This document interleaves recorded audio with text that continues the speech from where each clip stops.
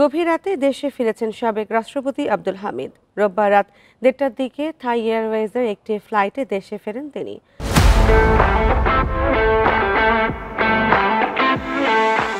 হযরত শাহজালাল আন্তর্জাতিক বিমানবন্দরের নির্বাহী পরিচালক গ্রুপ ক্যাপ্টেন এস.এম.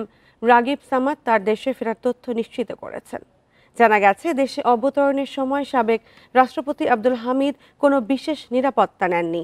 সাধারণত যাত্রীদের মতোই হুইল চেয়ারে করে প্রবেশ করেন তিনি।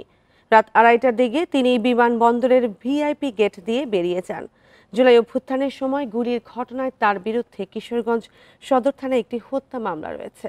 গত 8 মে গভীর রাতে চিকিৎসার জন্য ব্যাংককের উদ্দেশ্যে ঢাকা ছাড়েন আব্দুল হামিদ। তার দেশ থেকে ব্যাপক ক্ষোভ তৈরি হয় ছাত্র জনতার মাঝে। বিভিন্ন স্থানে হয় বিক্ষোভ কর্মসূচি।